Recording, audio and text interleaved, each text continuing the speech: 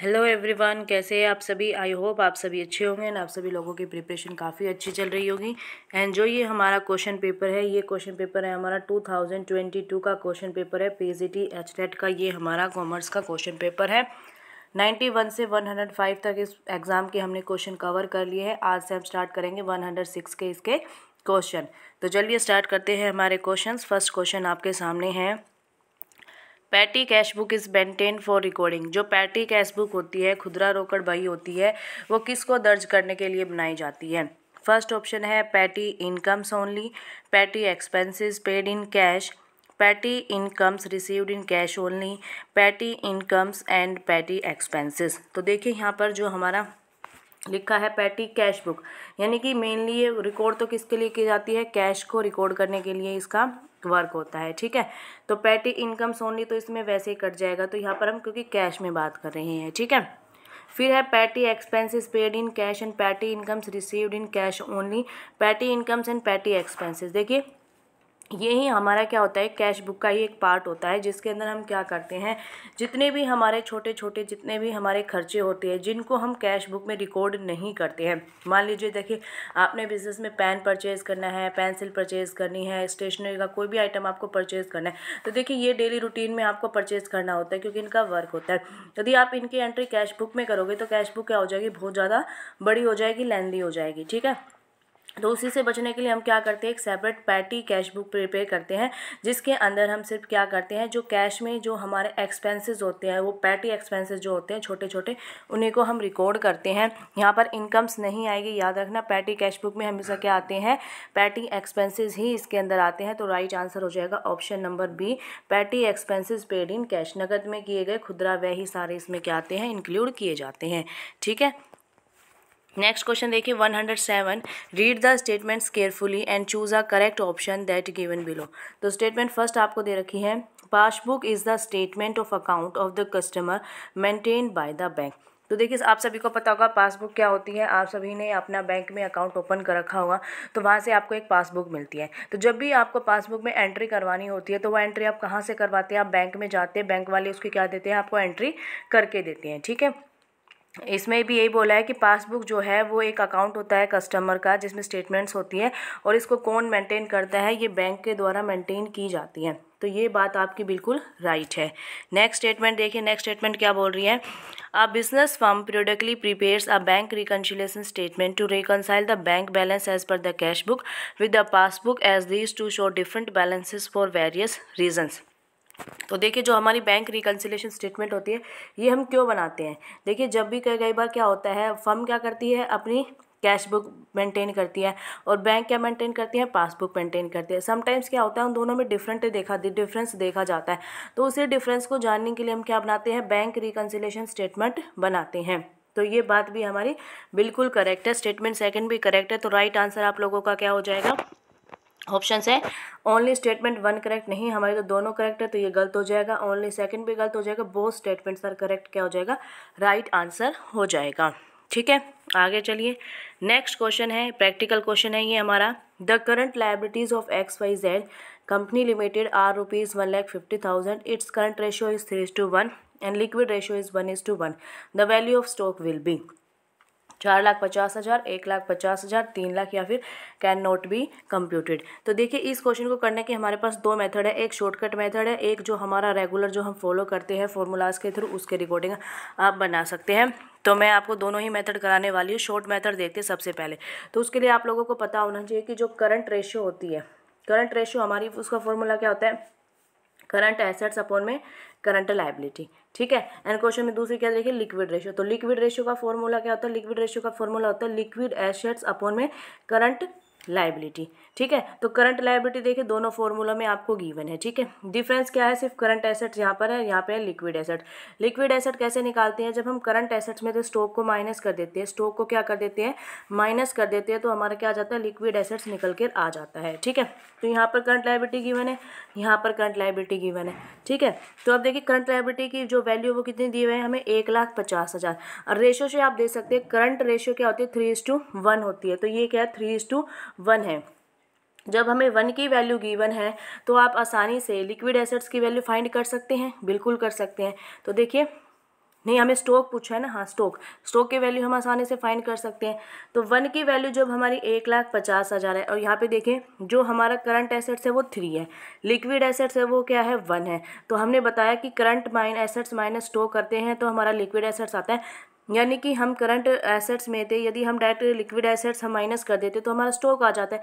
तो 3 में से 1 माइनस करेंगे तो डायरेक्ट हम क्या निकाल लेंगे, 2 की वैल्यू फाइंड कर लेंगे। जब 1 की वैल्यू 1,50,000 है तो 2 की वैल्यू क्या हो जाएगी, 3 लाख हो जाएगी। उसको मल्टीप्लाई कर देंगे तो आंसर क्या आ जाएगा, 3 लाख। अब आपको मैं सेकंड मेथड से कराती हूँ जो हम फॉर्मूलाज के थ्रू करते हैं, ठीक है। तो देखिए फॉर्मूलाज के थ्रू हम करते हैं। हमारा सबसे पहले हम निकालेंगे current ratio is equal to, हमारा क्या गिवन है भाई, करंट एसेट्स अपॉन में करंट लायबिलिटी होता है। करंट रेशियो हमें क्या गिवन है, करंट रेशियो हमें गिवन है 3:1 हमें गिवन है, ठीक है। यदि हमारा लिक्विड एसेट 1,50,000 है तो ये इसको हम 3 से मल्टीप्लाई कर देंगे तो 4,50,000 हमारा क्या आ जाएगा, करंट एसेट्स निकल के आ जाएगा। ऐसे ही लिक्विड रेशियो से हम फॉर्मूला फाइंड करेंगे, लिक्विड एसेट्स अपॉन में करंट लायबिलिटी। जब इसकी वैल्यू 1,50,000 है, रेशियो क्या है हमारी 1:1 है, तो ये भी क्या हो जाएगा 1,50,000, ठीक है। अब इन दोनों का डिफरेंस हम डायरेक्ट निकालेंगे, 4,50,000 में से 1,50,000 निकालेंगे, क्योंकि ये क्या है करंट एसेट्स है, ये क्या है लिक्विड एसेट्स है। जब करंट एसेट में से लिक्विड एसेट माइनस कर देते हैं तो हमारा क्या आ जाएगा, स्टॉक आ जाएगा। तो यहाँ पर भी हमारा क्या आ जाएगा, 3 लाख जो है वो बिल्कुल राइट आंसर आ जाएगा, ठीक है। चलिए आगे नेक्स्ट क्वेश्चन देखिए। The ability of business to pay the amount due to stakeholders as and when it is due is known as, व्यवसाय की अपने ऋणधारियों को देय राशियों की भुगतान क्षमता को जाना जाता है। तो देखिए सबसे पहले आप लोगों को पता होना चाहिए कि स्टेक होल्डर्स क्या होते हैं। सबसे पहले ये शेयर होल्डर्स नहीं है, ये क्या होते हैं, स्टेक होल्डर्स होते हैं। स्टेक होल्डर्स में क्या आते हैं, हमारे जो हमारे जिनको भी फर्म में क्या होता है उनका रिलेशन देखा जाता है, जैसे कि कस्टमर हो गए, आप लोगों के एम्प्लॉयज़ हो गए, ये सारे क्या है हमारे स्टेक होल्डर्स हैं, ठीक है। सोलवेंसी के लिए हम क्या करते हैं, शेयर होल्डर्स को देखा जाता है, ठीक है। जब हम शेयर सोलवेंसी की बात करें, ऑप्शन में देखिए, जब हम सोलवेंसी की बात करते हैं वो किसके लिए करते हैं, शेयर होल्डर्स के लिए करते हैं। तो स्टेक होल्डर्स के लिए आपको पेमेंट करनी है, मान लीजिए, तो आपके पास तरल में रुपये यानी कि लिक्विडिटी आपकी यहाँ पर देखी जाती है, तो राइट आंसर क्या हो जाएगा, लिक्विडिटी। तो याद रखना जब भी आपके शेयर होल्डर के बारे में पूछा जाएगा तो आपकी लिक्विडिटी आंसर होगा, और जब भी आपके स्टेक होल्डर की हम बात करेंगे तो क्या हो जाता है, हमारी लिक्विडिटी हो जाती है। और इस क्वेश्चन का राइट आंसर भी क्या हो जाएगा, लिक्विडिटी, ठीक है। आगे चलिए नेक्स्ट क्वेश्चन है, when a partner has agreed to undertake the dissolution work for an agreed remuneration bear the realisation expenses then what will be the journal entry if payment of realisation expenses is made by the firm. कुछ नहीं है, सिर्फ आपको entry पूछी है। जब आप क्या करते हैं, एक्सपेंसेस पे करते हैं रियलाइजेशन के थ्रू यानी कि डिसोल्यूशन के टाइम पे, तो आपकी एंट्री क्या पास होती है। तो सबसे देखिए जब आप पेमेंट कर रहे हैं तो बैंक अकाउंट आपका क्या होने वाला है, सोचेंगे सभी एक बार, बैंक अकाउंट आप लोगों का क्या होने वाला है। तो बैंक अकाउंट आपका जाहिर सी बात है क्रेडिट होता है, क्योंकि बैंक का बैलेंस क्या होता है हमारा, डेबिट होता है, ठीक है। तो यहाँ पर एंट्रीज देख लेते हैं, ठीक है। तो इसमें क्या होगा, जब आप बैंक से पेमेंट करें तो बैंक अकाउंट तो आपका क्रेडिट होना चाहिए, तो फर्स्ट एंट्री तो वैसे ही गलत हो जाएगी, ठीक है। फोर्थ भी गलत हो जाएंगे। अब 2 में है बैंक अकाउंट, ठीक है। अब तो ये 2 एंट्री हो सकती हैं। अब हम डेबिट वाली एंट्री देखते हैं क्या होती है। देखिए पार्टनर्स कैपिटल अकाउंट यहाँ से कहाँ पे आ गया, जब हम पेमेंट कर रहे हैं रियलाइजेशन के थ्रू, तो राइट आंसर क्या हो जाएगा हमारा, ऑप्शन नंबर 3, यानी कि रियलाइजेशन अकाउंट को हम डेबिट कर देंगे टू बैंक, यानी कि बैंक से हमारी पेमेंट हो रही है, ठीक है। आगे चलिए नेक्स्ट क्वेश्चन है, while preparing cash flow statement of financial enterprise interest and dividend received should be classified as. देखिए जब भी आप कैश फ्लो स्टेटमेंट बनाते हैं वहाँ पर आप 3 एक्टिविटीज़ को देखते हैं, operating activity, financing activity, investing activity, और ये बिजनेस एक्टिविटी तो होती ही नहीं है, तो ये तो डायरेक्ट कट जाएगा, ठीक है। अब बात कर रहे हैं कि सबसे पहले आपको क्वेश्चन में देखना है कि जो भी एंटरप्राइज के बारे में आपको पूछा जाएगा वो किस टाइप का एंटरप्राइज है, फाइनेंशियल एंटरप्राइज है या फिर अलग से मैन्युफैक्चरिंग वगैरह, ये सारी इंडस्ट्रीज है, ठीक है। तो क्वेश्चन में साफ साफ लिखा है कि फाइनेंशियल एंटरप्राइज है, ठीक है। जब आपकी फाइनेंशियल एंटरप्राइज है तो देखिए एक बार इनको देख लेते हैं। ऑपरेटिंग एक्टिविटी क्या होती है, जो बिजनेस को ऑपरेट करते समय जितनी भी चीज़ें की जाती है वो ऑपरेटिंग एक्टिविटी होती है। फाइनेंशियल एक्टिविटी में ये सारी चीज़ें आती है कि फर्म आपका जो फर्म का जो भी आपकी कैपिटल है वो कैसे फर्म ने ले रखी है, कहाँ से उसके पास कैपिटल आई हुई है, तो फाइनेंशिंग में वे आ जाता है। और इन्वेस्टिंग में वो आ जाता है कि फर्म ने कहाँ पर इन्वेस्ट कर रखा है, ठीक है। जब हम फाइनेंशियल एंटरप्राइजेस की बात करते हैं तो देखिए इंटरेस्ट हो गया, डिविडेंड रिसीव्ड हो गया, तो ये उनका डेली रूटीन का वर्क होगा, ना कि उनकी फाइनेंशियल एक्टिविटी होगी, क्योंकि इसका नेचर क्या है, फाइनेंशियल एंटरप्राइज है ये, ठीक है। तो ये जो इंटरेस्ट है और जो डिविडेंड रिसीव्ड है ये उसके ऑपरेटिंग एक्टिविटी में आएगा, ना कि फाइनेंशियल एक्टिविटी में। यदि यहाँ पर आपका क्वेश्चन में फाइनेंशियल की जगह मैन्युफैक्चरिंग लिखा होता तो ये यहाँ पर क्या हो जाती है, फाइनेंशियल एक्टिविटी हो जाती है, लेकिन यहाँ पर नेचर ये क्या है, फर्म का फाइनेंशियल नेचर की ये वो फर्म है, तो ये काम उसके डेली रूटीन के होने वाले हैं, तो ये आंसर हो जाएगा हमारा ऑपरेटिंग एक्टिविटी। नेक्स्ट क्वेश्चन देखिए, अनलिमिटेड हैज़ एग्रीड टू पे purchase price of building ₹2,20,000. Half the payment was made in cash and remaining half bye issue of 9% debentures of ₹100 each at a premium of 10%. How much debentures will be issued for paying purchase amount. कुछ नहीं करना है इस question में, सिर्फ ये बताना है आपको आपने कितने डिवेंचर्स इशू किया है। तो देखिए सबसे पहले हम देख लेते हैं कि पेमेंट कितनी थी। भाई 2,20,000 पेमेंट उसको करनी थी, तो हाफ तो उसने कैश में पे कर दी और हाफ के लिए क्या किया, डिवेंचर इशू किया। तो हाफ अमाउंट आप निकालेंगे डायरेक्ट 2 से डिवाइड करके, यानी कि 1,10,000 अब उसे पेमेंट करनी है। 1,10,000 उसने कैश में पे कर दिया है। अब इसके रिगार्डिंग उसने क्या किया है, डिवेंचर्स को इशू किया है, तो आपको डिवेंचर्स की अमाउंट बतानी है। देखिए यहाँ पर क्या हो जाएगा, उसने 100 रुपये का एक डिवेंचर इशू किया है, एट अ प्रीमियम पर किया है 10%, तो 100 का 10% कितना होता है बच्चे, 10 होता है। तो यानी कि उसने डिवेंचर्स कितने का इशू किया है, 100 प्लस में प्रीमियम के अमाउंट आप ऐड करेंगे तो 110 रुपये का उसने क्या किया है, डिवेंचर्स को इशू किया। 110 रुपये का एक है और टोटल अमाउंट उनको कितनी पे करनी है, 1,10,000, तो आपस में दोनों को डिवाइड कर देंगे तो डिवेंचर्स की अमाउंट हमारे निकल के आ जाएगी। इसको कट करेंगे तो आंसर आ जाएगा 1,000 डिबेंचर, ठीक है। अब यहाँ पर देखिए 1,000 डिबेंचर 100 रुपये के एक है, यानी कि 1,00,000 रुपये यहाँ पर आएंगे। उसने पे कितने किए हैं भाई, 1,00,000 रुपये की है, लेकिन पे कितने करने थे, 1,10,000, तो प्रीमियम की वजह से फर्म को क्या हो गया, प्रॉफिट हो गया है, ठीक है। राइट आंसर क्या हो जाएगा, 1,000 सॉरी। यदि यहीं पे इसी क्वेश्चन में देखिए सेम आपको इसी क्वेश्चन में लिखा होता कि आपने डिस्काउंट पे किया है, ठीक है, यहाँ पर 10% क्या होता, डिस्काउंट होता, ठीक है। तो आप क्या करते, 1,10,000 जो आपकी अमाउंट है उसको आप क्या करते, 100 से 110 से डिवाइड ना करके 100 में से 10% जो हमारा डिस्काउंट होता है उसको लेस कर देते, या कि यहाँ पे आप 90 से डिवाइड करते, तो वहाँ पर हमारा क्या होता, जो हमारे अमाउंट ऑफ डिबेंचर है वो भी ज़्यादा आते, ठीक है। तो इस क्वेश्चन का राइट आंसर क्या हो जाएगा, option number 1,000 is the right answer, ठीक है। आगे चलिए नेक्स्ट क्वेश्चन देखिए, which statement is true for receipt and payment account.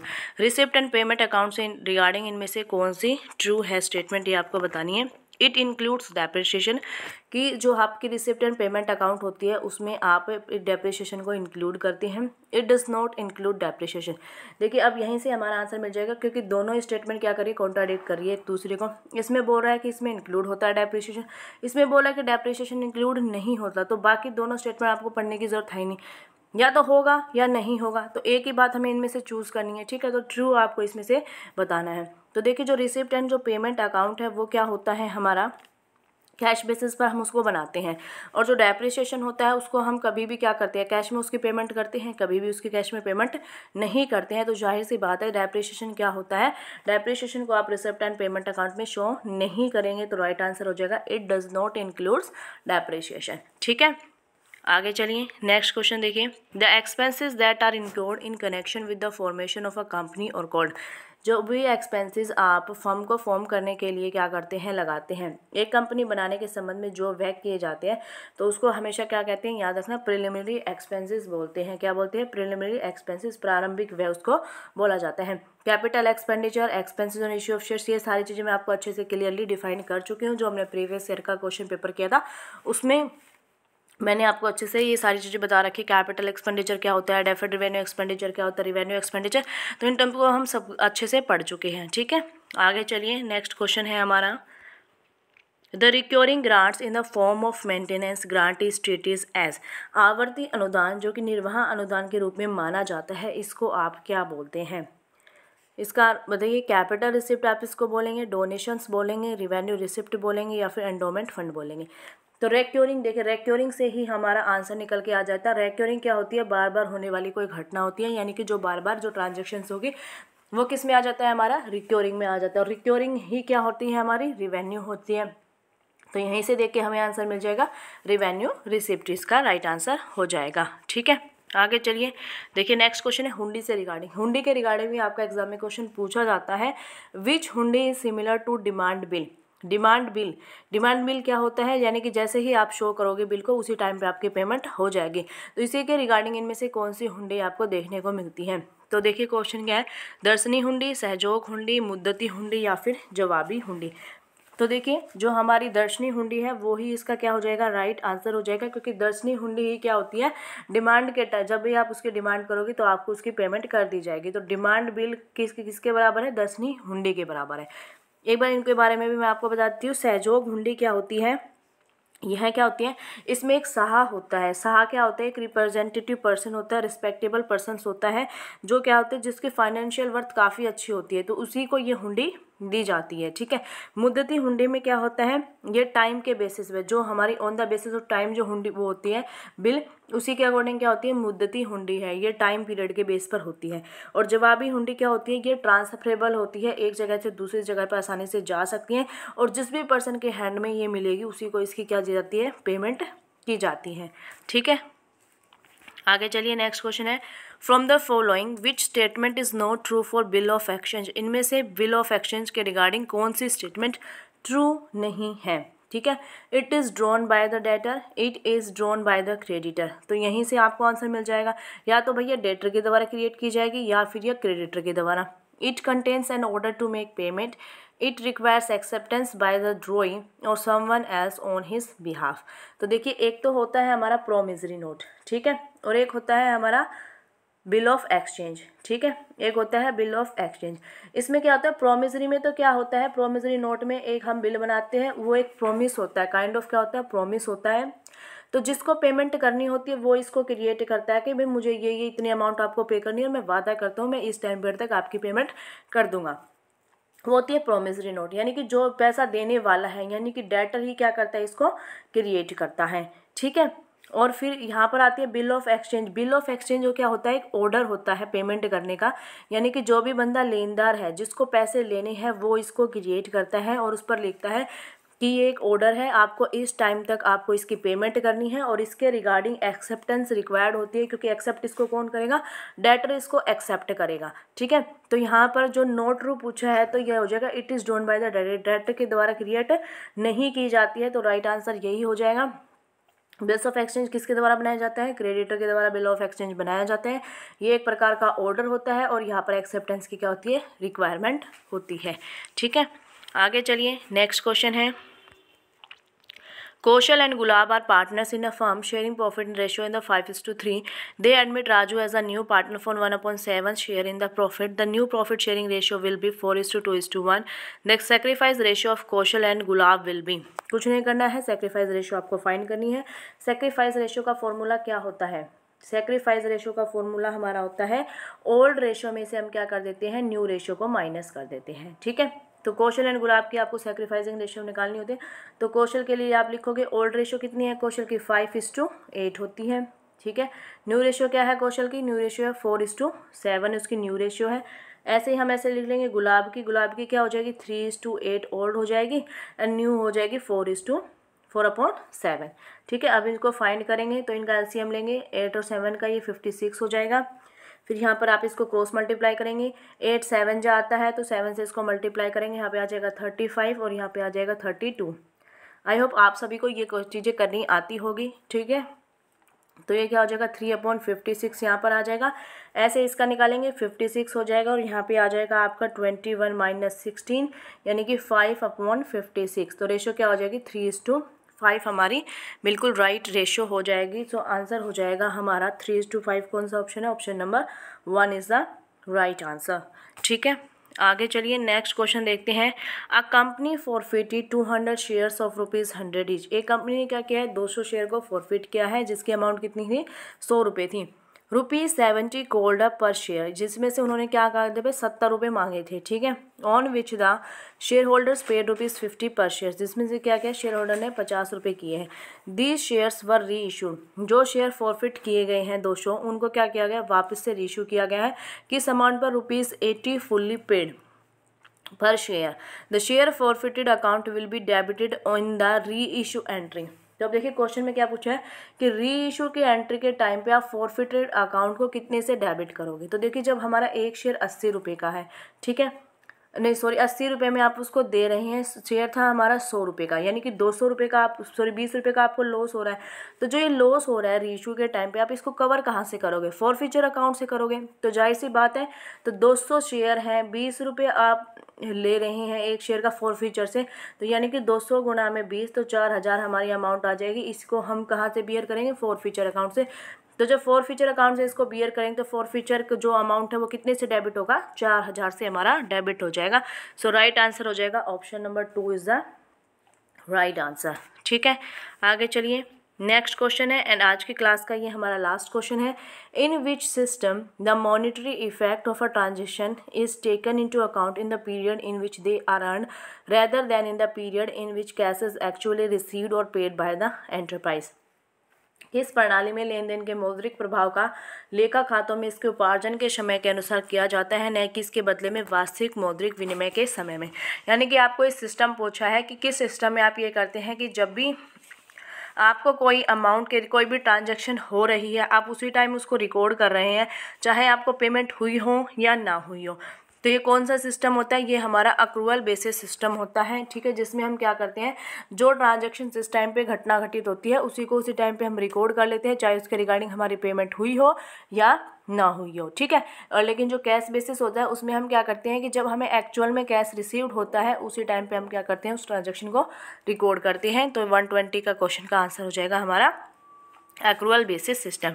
ठीक है, 121 क्वेश्चन आप लोगों के लिए होमवर्क है, HW में आप सभी इसका आंसर देंगे, कल की क्लास में आपको इसका सॉल्यूशन मिल जाएगा। क्वेश्चन क्या है, the opinion and belief segment of an attitude is affective component, behavioural component या फिर फीलिंग कंपोनेंट या फिर कॉग्निटिव कंपोनेंट। ठीक है, तो सभी इसका कमेंट सेक्शन में आंसर देंगे। आई होप आप लोगों को वीडियो अच्छी लगी होगी।